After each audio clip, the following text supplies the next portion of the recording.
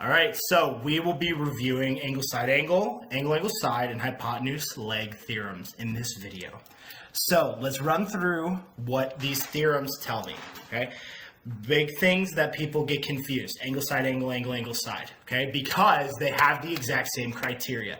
Two pairs of angles and a pair of sides, but key difference is where the side is in relation to the angles. For ASA, that side is included between my angles, okay? What it means to be included, again, it's a side, think it joins the two angles, okay? So if it's included, it's ASA. If it is not included, it's AAS, all right? Hypotenuse leg, this is my special case theorem. One, it only works in right triangles. Two, I only need two pieces of information instead of three. But it's really important that we have the hypotenuse and a pair of legs, okay? Little refresher for right triangles. If I draw this right triangle right here, up here, triangle A, B, C, and then I have my right angle down here.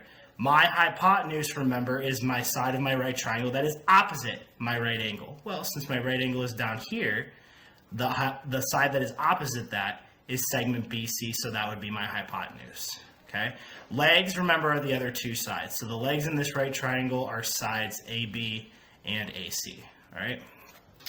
You have to have the hypotenuses congruent. Either pair of legs can be congruent, all right? Let's get to some examples. So if I look at number one, I have marked congruent a pair of sides and a pair of angles. Extra little piece of information that I have is, remember, extra info case, we have vertical angles. So we know that these angles are also congruent.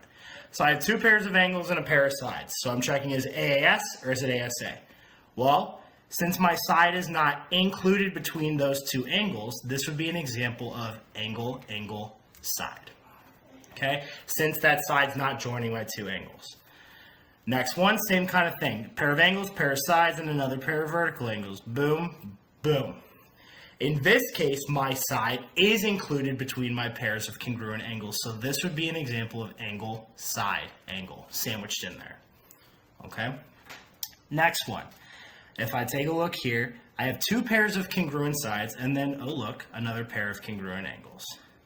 Well, if I take a look, this does not follow hypotenuse leg because we have no idea if those angles are right or not, okay? They look right, but we don't know that, and we really don't have a way to prove that, so that doesn't work.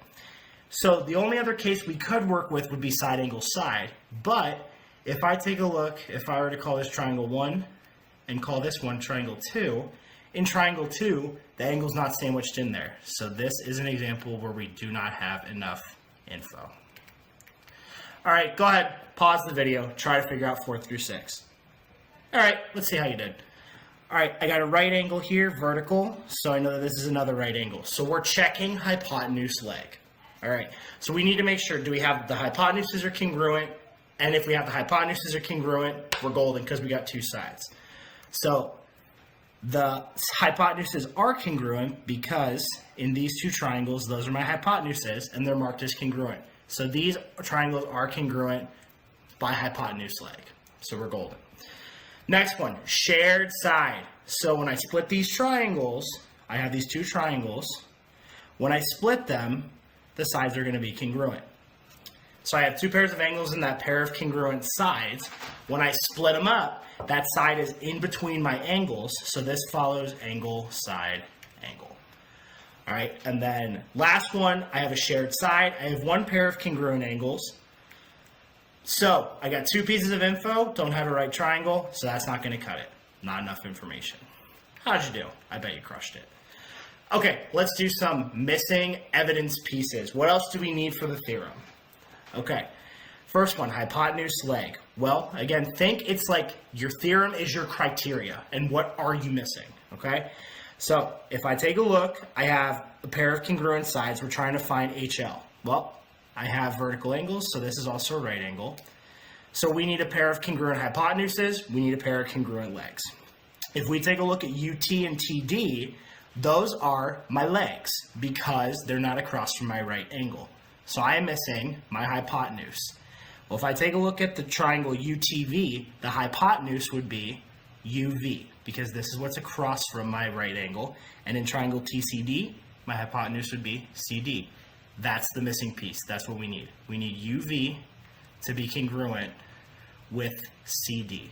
Remember, the order of the endpoints of the segments doesn't matter as long as you identify the right segment. Okay, next one, angle, angle, side. So my side should not be sandwiched in between my side, okay? My side should not be sandwiched in between my two angles, all right?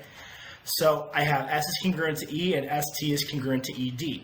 So to not sandwich this side, if I take a look at triangle STR, the one that won't sandwich that or put it in between is angle R, and then in triangle FED, it is angle F. So I need angle R to be congruent to angle F in order for this to follow angle, angle, side.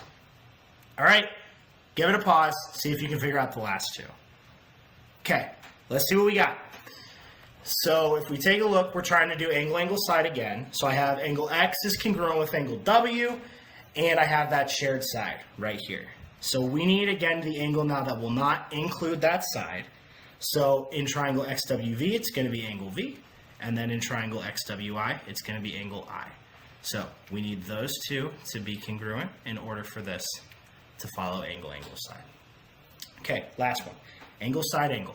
I have angle ZCD is congruent to angle BCD. I have this shared side CD. So I need the angle to be, that side to be sandwiched in between my angles. Well, that's going to be this angle right down here, and then this angle right down here. That's what we're missing.